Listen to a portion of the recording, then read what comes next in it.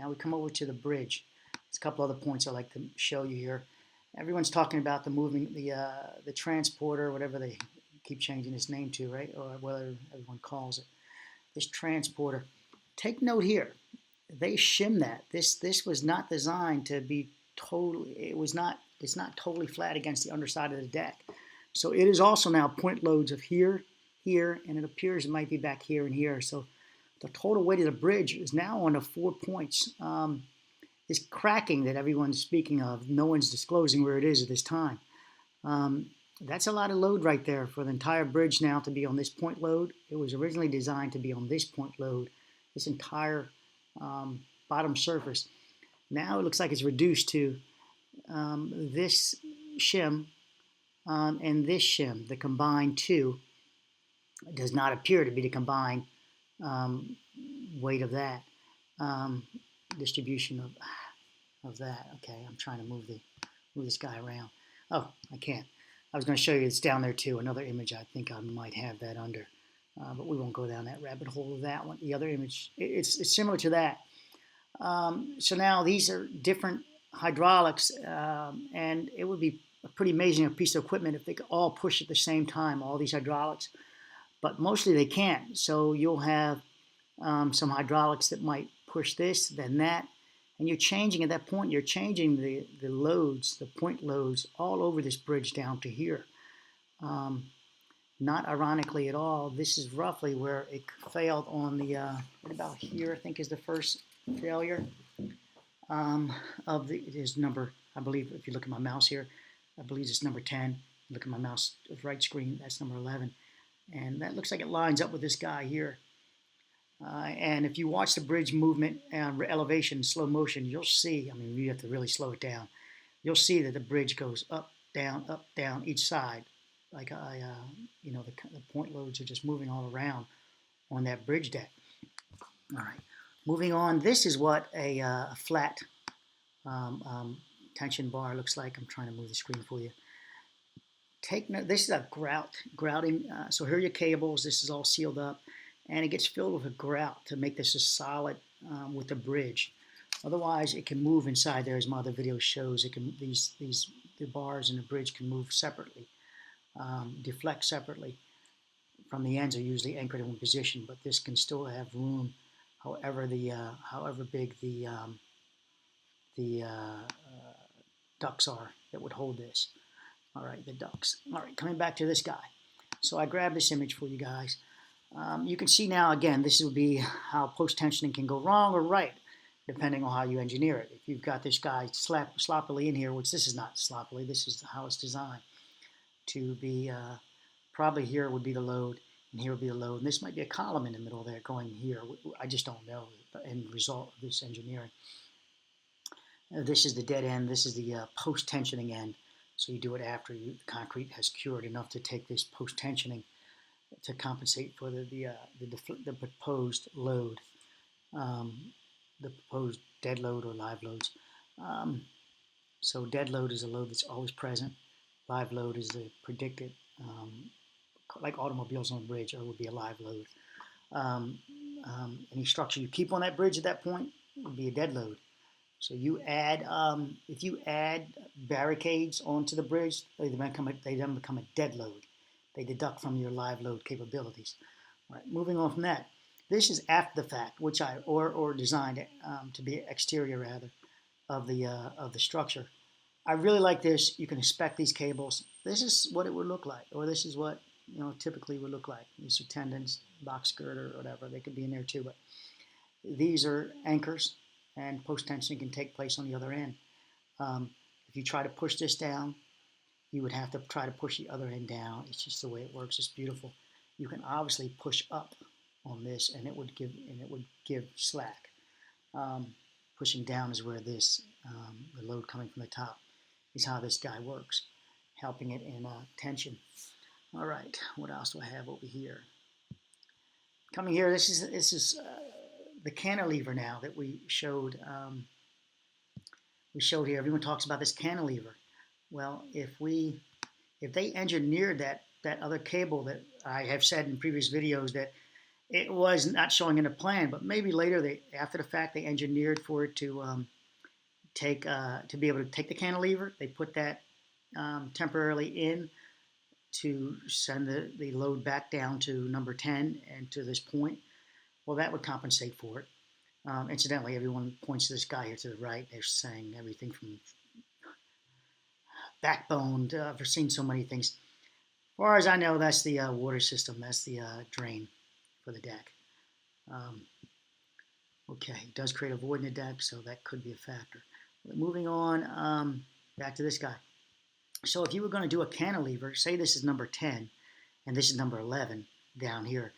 As the cantilever was trying to push down here, putting this guy at the top deck, the top canopy would want to pull down, putting it right at this point, putting it at,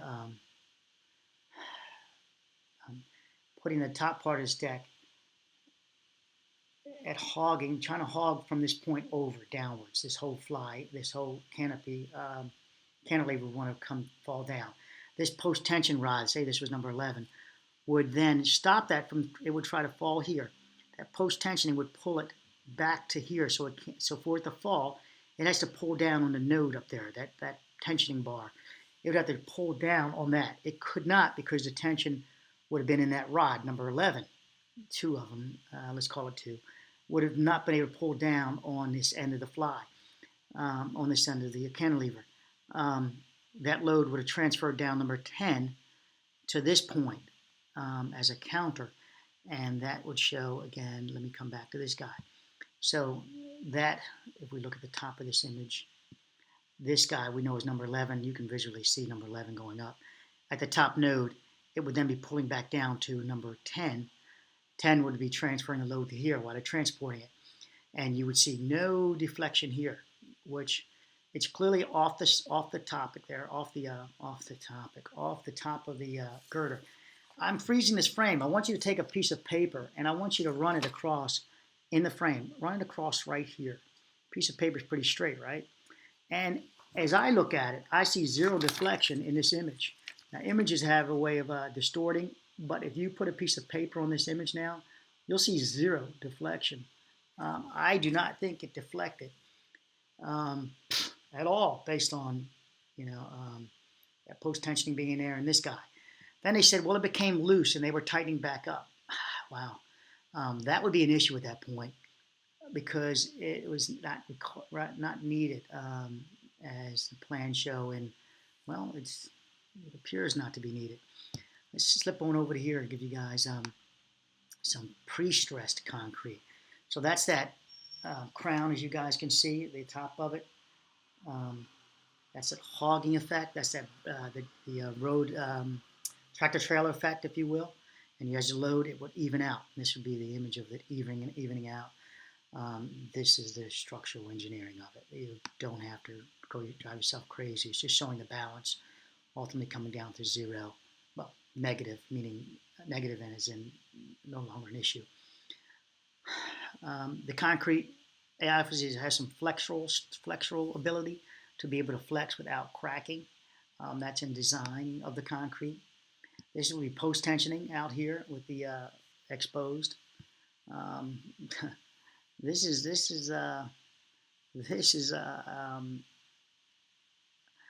This would be pre-tensioning. If it was post-tensioning, this concrete would have nowhere to go to try to compress it. With that said, it would cause failure here if you tried to camber a concrete after, even though this says this does say pre-tensioning. Okay. Normally pre-tensioning or typically pre-tensioning doesn't have what appears to be in this image adjustable or post-tensioning connections. All right, let's move on. So this would be it beforehand for the little mock-up, drawing mock-up. Okay, that covers that. Now let's move over to this guy. I drove myself crazy doing a slow motion video again. Let's see the timeline on this. So, yep. So I'm going to start from the top then, looking at the times here. Sorry about the small image. This is amazing. We all talk about it sliding off the back, etc. If you slow down this video, this one, slow it down, and you'll see that this piece here slides off last. This guy's collapsed, and it's at stationary point, and this guy then comes secondary. Um, is it this?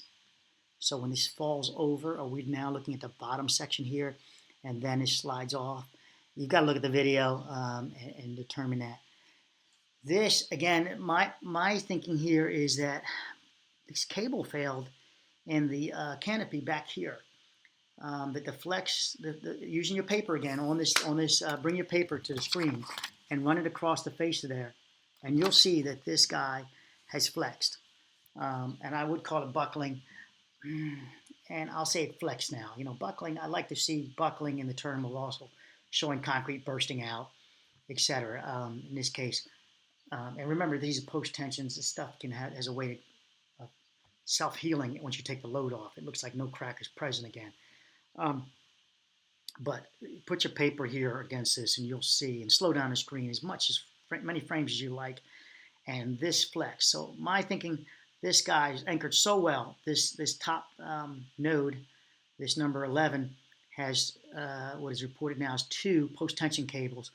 Perhaps, and this is one of my theories, they tensioned one. They went to tension number 2 of it, and that would be the bottom section. Bottom section last. I've worked this out and then I didn't write it down.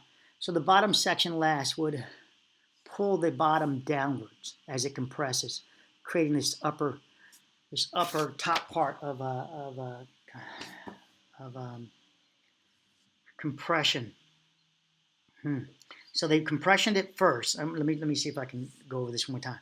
They compressioned the top part to its max or whatever they did.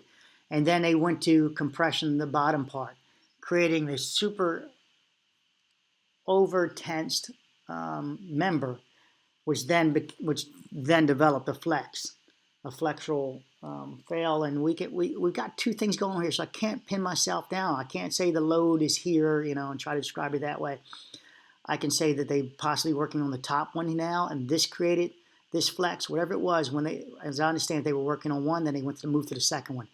They created this moment during this compression that as this flexed, this then allowed the whole canopy to, as you recall, in my other video, I had the canopy looks like an arch, right?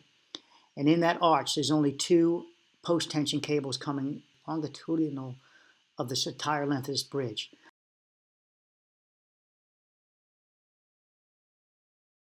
The canopy, again, if it looks like this in an arch, and the structure and the 2 tubes are on the outside, the 2 post-tensioning cables on the outside. When you're pulling down the middle, it just needs a little bit. If these things are already maxed out, and they do have some abilities, but they're already at their not quite max. Let me put it this way: it's as I said previously in the video, it's got a dead load, a live load that they were going to take of say 10,000 pounds of people up on this deck. That means this top 2 cables should, in theory, take 10,000 pounds. But remember, I also showed in the video that there's supposed to be a couple of more post-tension cables running across this top deck. Will they be structural? I think so, per their plans, per their drawings. And so this guy cranked up on it per the engineering supervision. Had to be supervised. You just don't turn the workers free on this thing. And they were supervised by being instructed even.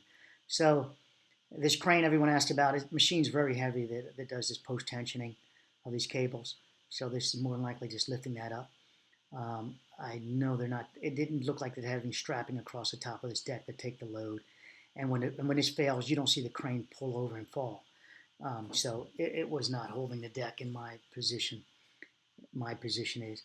But if we look here, this is fractured here and here. I think the cables, when this is post-tensioning, this flex, it broke the cables of the canopy, not just causing this guy to buckle. Because if this guy just fails, if I just remove this, the bridge was designed initially not to have any real load on this. They had no tension on it. It was going to be under compression, so it was going to have some load on it. But if I remove this guy, I still got the cables there, and I still have the cables here to support everything. So just making this fail just taking a sawed, cutting this guy. This bridge, I think, would sag there, and this would cause some sagging, and it would still be, in position. So I think if you remove number 11 altogether, this bridge would still sag, and it would creep its way down to failure, not spontaneously burst. But I think if you were to make the top canopy fail first, this would immediately put all the loads onto the lower deck, including, that means all of the canopy loads would then become onto the lower deck. So this looks like this compression allowed the crown of the deck, the crown of the canopy to bow, which then broke the post-tensioning cables across the top of the deck, the canopy,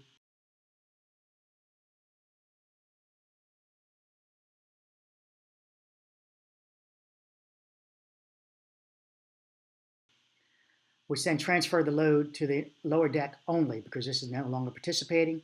So now the canopy itself is also a dead weight to this lower deck. The lower deck had this huge load applied here from this post-tensioning cable. Then they were tensioning this guy, which at the same time put tension on this guy, pulled down on number 10. Number 10 is incidentally the second location of the break. So that would explain why this broke next, because it was experiencing the most load during this post-tensioning. These two guys were. And so when this failed, the load then went to this guy, and back here too. This was able to release its load. It released all down to this guy here. Now let's flip over. You can see that this is the beginning. This is still up in the air. This has got more deflection down here. Look, notice this side. We have no crinkling, and I'm calling this crinkling, but in reality, I would call this pixelating because we're using an image to evaluate. And we have more pixelating, no pixelating. With this small thumbnail, again, use your piece of paper against the screen for verification if you like, and you'll see that this guy is straight. It's not straight, not straight. Going back, we see straight. This appears to be a shadow line of this machinery or the crane or something like that. I'm looking for shadows on the ground. I try to verify that. I cannot. This appears to be present beforehand. Now it's slowing it down. There again is some deflection.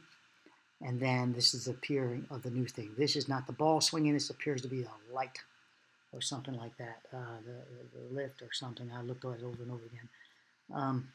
And as the car moves forward, this isn't bouncing or swinging. This appears to be a light or something like that. Again, here's your pixelating. Here's your deflection.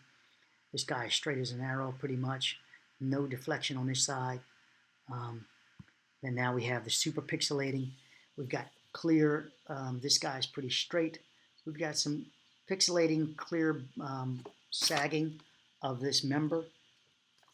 As the load falls down, it's transferring. It's acting like a hinge point here. The load is still on this guy. It's still trying to do its work. It's flexing. At this point, the bottom cable is in super tension because it's now being pulled in tension. It's being tensioned even more. You can see here that the break is here. There's a clear break in this canopy. A clear break in this canopy at this point, and to the image, to the pixelating. And let me just do a screenshot of that real quick. Might make that the thumbnail. And we go from here. We've got the man in the air, etc. This node could have been pulled when this guy slid down. This number 11, number 10 could have helped drive it out, along with this top deck driving it also. Except for we don't see the top deck actually coming in contact on the ground with that. So that's open for evaluation still.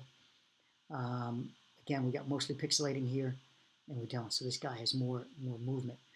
And any other images I said, this we'll see. If you look at the video, you'll see that the guy slides secondarily. Okay, I'm cutting this video. I might add this section right here to the video. Take note, no grout appears to be around the cabling, that it wasn't grouted. Oh boy, that would participate in the failure as I described it when they started post-tensioning, giving room around the duct to flex. Okay, so I made up this little model to help you guys understand like post-tensioning. Here's a little just plastics. It's going to be so we can see through it. These are the ducts before you add the cabling into it. But notice how you can change their position. Now also notice as you rotate in this design, it puts it closer to one wall or the other. That matters also. As you can see, it would create a bending moment. If this was laid in that direction and you tension this, it's going to try to straighten out in this fashion. The tension, the resistance, the load bearing capacity will be changed on this cable. The direction, the way its moment is, the way it's going to resist. So it's really critical that you get these post-tension ducts in line exactly the way you want the cables. As you can see now, as you tension, this is encased in concrete. It can't move up. As you see now, it can't move up. I can move up now, but as the concrete is placed in it, I'm going to use plaster for this, it cannot move up. The cables get tensioned. It then has once it's pinned on each side, it then can resist. So as load is applied to the top of the concrete, it also has to create a compression for it to fail. It's got to compress the concrete, which puts it back, the concrete, in its strongest position, which it works great under compression, not tension. Tension is when it's mostly a load up top, and it's trying to create a V, if you will, down here and break open. That's the basics of it. So the closer this is to the bottom, you can see now that you can also create a problem where there's not enough cover on this for this to work. But that it's a whole lot of dynamics. Now you can change the position. Look at the bottom one. As I pull it up, it's now just a straight cable, a straight piece of steel, if you will. You can change the moment also. So if you've got a serious column up here, a load on top of this, you can decide to compensate for that by, you can crown this thing. You can run it straight. You have to figure out the vector on it, what's going to work the best for you. Again, though, got to be careful that this is in line and not doing this, or you're going to create you can create some positive and negative moments, some turns in this column to help create buckling, if you will. All right, let me put plaster in this and let's go from there. And you can see all the combinations you can do based on what you predict the loads to be. So now we wait until this dries. This is the plaster. These are the ducts. The cabling would have already probably been installed already, or not. Either way, you're going to get the cabling in there. So this was oriented, both of them oriented as you saw. But after the cable is in, and after it's post-tensioned, you add grout in here. Otherwise, you're going to create movement inside this pipe that's going to create a weak point. You've got to grout also. You have to grout this afterwards. You just don't leave it ungrouted. It's got to be a solid piece of concrete, a solid form, not with just cabling. And the bridge did not appear to have any grout on it at all. Inside those cabling, as I saw the broken up cables, I didn't see any concrete around those inside the ducts around the cabling.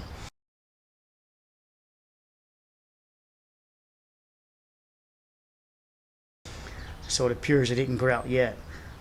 With that said, hey, it's their engineering. Maybe they designed it to do that initially, and then they would grout it. They could grout last even after. Wow, it's just amazing. But let me just help you out. So if you're post-tensioning in this one, this is a column now, if you can imagine it.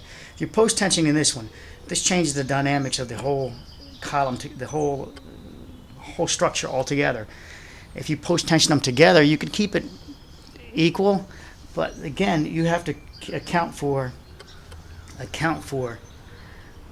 if this is in a bow like that, in a line like that, as you're post-tensioning, you're creating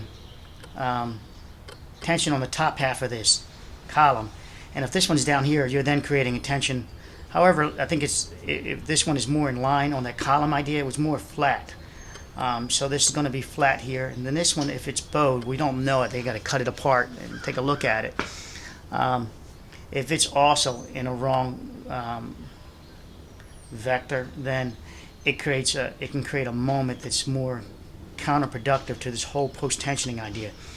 The more you crank on this, you can change its ability to take its loading will change. The dynamics will change as you add post-tensioning to each one of these cables. Initially, it's just a concrete column taking compression. The way they have it, it wasn't supposed to take any, well, one plans, it was not supposed to take any load, any post-tensioning. But as everyone is pointing out, that they moved it on a machine, then they changed the position of the dolly, of the transporter. So maybe this was designed to hold the end of the bridge up while they did that. Maybe they put that in there after the fact, saying, look, we're going to move our dolly in, let's do this. In which case, you would think they would just simply take the post-tensioning off of this guy, back it out. These are rods, as I understand, not cables through here.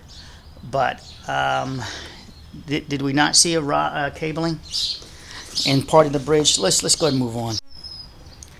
So then what happens is it changes the bending moment as the shape can be changed of each duct.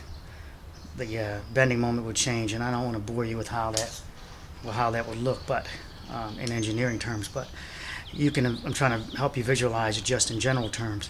So if you change that flex even down to this point before it starts dipping up, you can then calculate. This is where you calculated beforehand. This is where the loads either resist it more so than in the center or here, etc.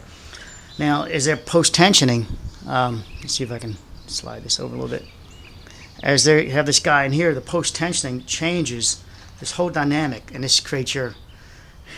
We need a moment. We need a flex for this to fail. We need some, not quite buckling. I didn't think I saw buckling in there after the end of it. It buckled, but not to the point where you can see the actual concrete bursting out. So it flexed, and the flex, the rotation of this guy as they cranked it. If it could start turning a little bit, then it can also fail with just continuing that torque. Boy, I'm just trying to describe it in layman's terms without showing you graphs and driving you crazy with graphs. That's a pretty tough one. Imagine if this guy was it is in this shape now, and this one is slightly different. If that's a column, that upright, or you can make it a girder if you like, but it's a column right now. Let's just work with that. And if this column, as they were post-tensioning this wants to pull up on this guy, changing its tension on the whole entire column. Meaning it could help it twist, turn, and allow for that movement, that flex that's needed for the top deck to compress, the canopy to compress. And once it compresses, it then can, as I call it, break the back of the post-tensioning cables above, which then allows it just collapse all the way. These post-tensioning cables are very taut, and they are steel, and they're at the point where you can shear them easily. And these weren't grouted at the very ends, but now this plaster, it's starting to set up now. So actually it is. So let me go ahead and start the next part of this show. Okay, so the post-tensioning cables, these are the cables, if you will. They'll be fed down through the ducts, and one will be dead end on there, and the other end will be tensioned. If I pin this here and I start pulling on this, it's going to want to go straight. It's going to want to go flat. Make sure I've got enough visual for this. It's going to want to go flat. The idea is I don't want to keep tensioning it to the point where it straightens out and breaks this upper concrete with that, or the bottom one. So there's a certain limit you're going to reach, and you're not going to tension anymore. With this one, it would be you're tensioning, and as we look at the top here, hopefully we'll see some fine cracking. So this is what I hope to find. That we see some cracking across the top there. Let's see if I can pull on it. This plaster's pretty hard. I'm not sure if I'm going to be able to make this fail like that. It's, you know, I'm trying to straighten up that cable. Should have got on this earlier. This is pretty strong now. Plaster can set up to an amazing PSI. And it's beyond my capabilities now. I've gone too far. Let's break the mold. Let's go from there. Okay. So there's the mold broken. And you see the path. The path of the guy. Hold on, sorry. I don't want to break it accidentally more than what I did. I want to see it crack here ideally. Let's pull this guy out. Fold that one over. Ideally, that's what we want to see. Okay, see it raise up as the post-tensioning happened. That's excessively. We don't have these cracks up there on this bridge. So it's amazing. At least I didn't see them. And you can see the path of the other guy. So that would be that mock-up of that one. Let me go ahead and pause this, or stop it rather. Well, let me finish talking. So we look for these failures, and I didn't see that on that column at the top. I didn't see it, which would be nice to see. But we did get some flex in the videos I've watched so many times over. We got some flex. So now that's an illusion that this column is now back together. It's still cracked in the inside. So, and there you go. So now,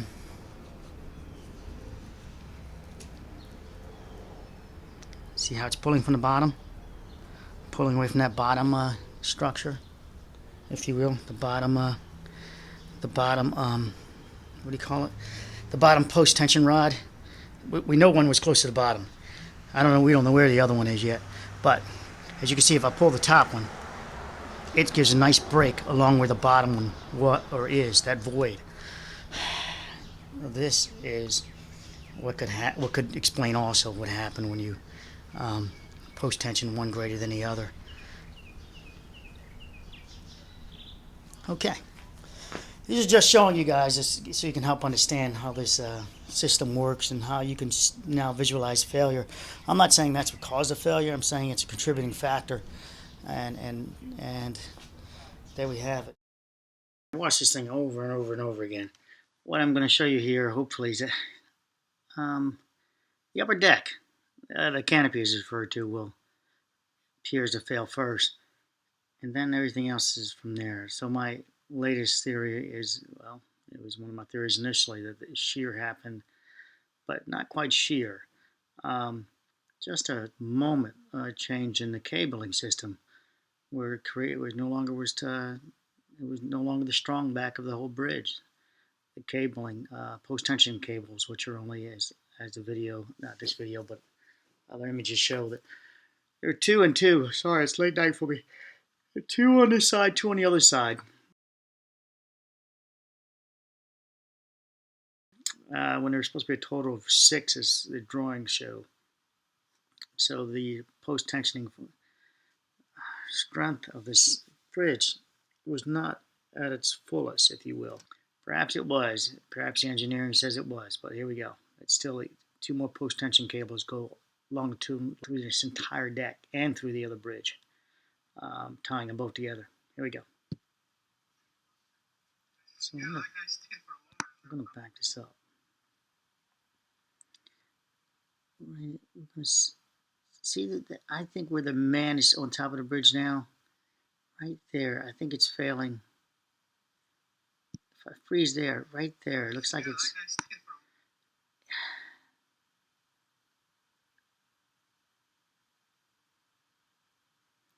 So what I did was I looked at the 2 columns, number 11 and 10, and are they in plane with the rest of the bridge as they're moving down, as it's going down. And I'm trying to see the distance apart from them. Do they increase? They get closer. Right there is when they get closer. Visually, they get closer. But to the right of column 11 on the canopy, Does it not look like it's deflecting? Which would mean to me that the cable broke, or cables broke, and then the load could no longer be managed. I'm trying to pause this at the same time. I think when I release, right there. So right there is what I'm referring to. Right here. Not quite there, but more like here. Right there. The brake's way back here. You know, did the cables break internally there? I mean, this guy's still up in the air, and these guys are already starting to decelerate. They're already starting to descend.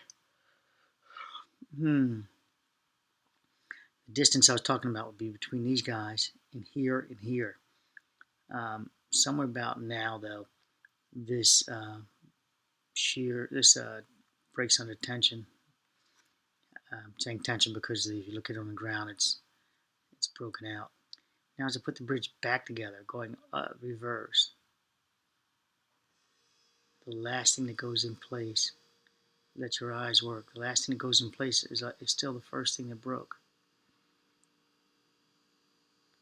As we go forward, the first thing you see move is the first thing to break. Right there, there it is. Lost it. Do you see what I'm talking about? Right behind the guy, not where everyone thinks it is, which is up here. I think it's like right there. Watch again a little bit.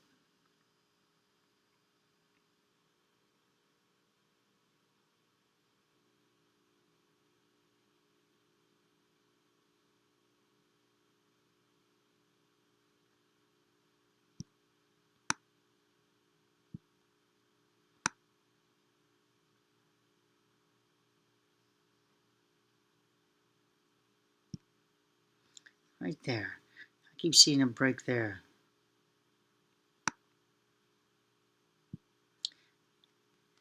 Right there.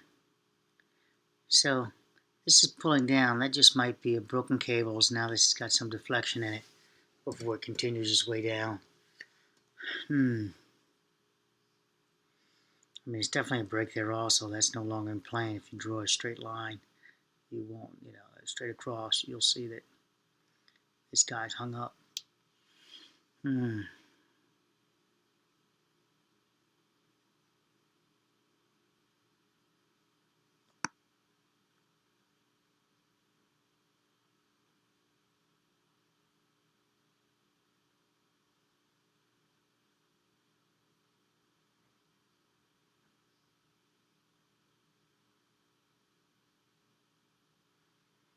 What we got going on there?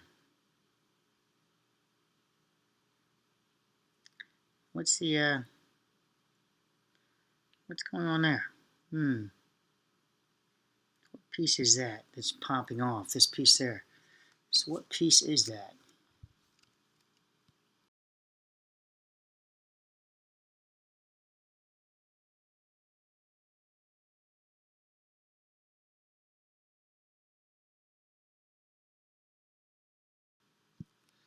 Clearly that section is flexing. Yet in the final images, it is not.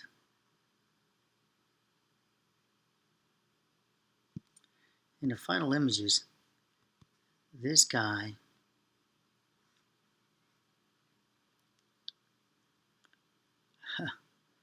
so there's the break there. Okay, so there's the break, and then there's a secondary break behind it that slid, that we saw it drop down.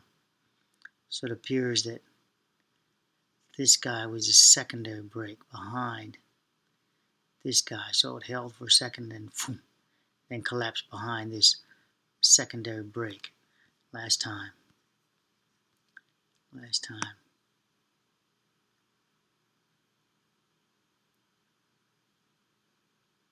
Cars approaching, keep an eye on it. There's our break.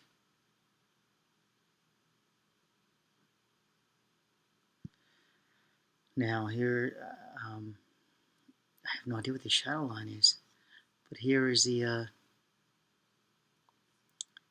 intact beyond the node or beyond the blister, I believe, right now. And then it breaks. And then we see it slides down. And there's nothing behind it then. It just happens to be the secondary break from the ground. And this is sliding down, but I don't see the movement here. If it's sliding, that's what's confusing. Now, I don't see movement behind it sliding. So, I mean in front of it. This thing looks pretty stable at that point.